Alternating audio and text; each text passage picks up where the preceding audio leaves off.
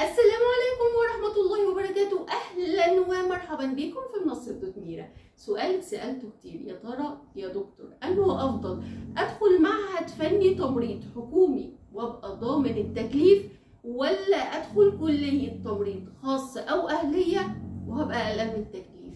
يا ترى أنه الأحسن والأضمن ليا؟ السؤال ده له حالتين وله إجابتين مختلفتين، فتابعوا معايا كويس جدا لان الخطوه دي مهمه جدا، هتفرق في تحديد مستقبلكم فعلا.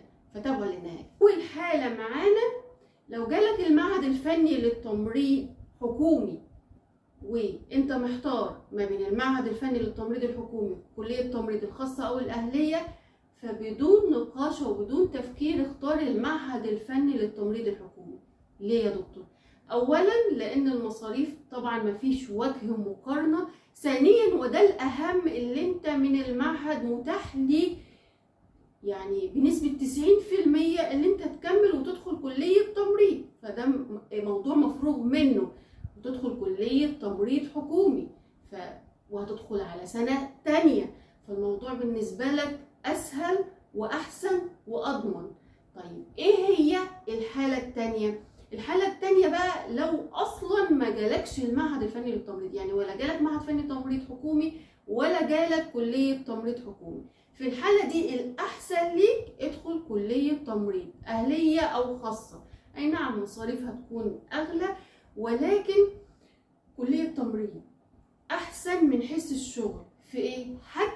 حتى لو مش هتشتغل وتتكلف في الحكومة، فأنت اكيد ان شاء الله هتتوظف في المستشفيات الخاصه. ايه يا دكتور المستشفيات الخاصه مش مضمونه؟ على فكره انا عارفه ناس عاملين اجازه من شغل الحكومه وبيشتغلوا في المستشفيات الخاصه بمرتبات محترمه جدا، والوضع احسن من الحكومي مليون مره. يعني لو انت حاطط في دماغك الخاص ده حاجه مش هقدر ابني مستقبلي بيها، لا انت غلطان. انا بقول لكم في ناس وانا عارفاها ان هي عامله اجازه من الحكومه وشغاله بس في المستشفيات الخاصه، ودي حاجه كويسه جدا. تاني حاجه ان كليات التمريض الاهليه والخاصه كليات معتمده ومرخصه، معنى كده اللي متاح ليك ان انت تسافر بره سواء في الدول الاوروبيه او الدول العربيه، طبعا بمرتبات محترمه زي دايما ما بنقول.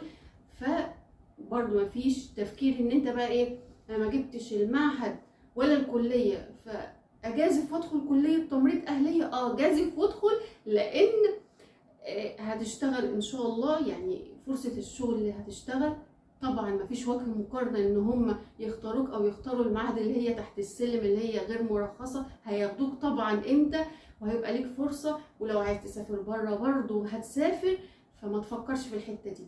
لو ما جالكش المعهد او الكلية توكل على الله وادخل كلية تمريض خاصة، لان مستقبلها كويس. ما تحتارش بقى تقول ايه، طب ما ادخل مثلا اداب، ادخل تربيه نوعيه، لا. لو هتقارن ما بين الاثنين ادخل وتوكل على الله كليه تمريض اهليه او خاصه. وعلى فكره في طلبه بعد سنه اولى بيشتغلوا، يعني لو انت الموضوع بقى المصاريف هتبقى صعبه وانت عايز تساعد اهلك، في طلبه بيشتغلوا في مستشفيات خاصه وبيساعدوا مع اهلهم، يعني بيساعدوا في المشوار لغايه ما تخلصوا. فان دايما المخ بيبقى مشتت لما يجي يختار ما بين حاجتين. ربنا يصلح لكم الأحسن والخير لكم بإذن الله.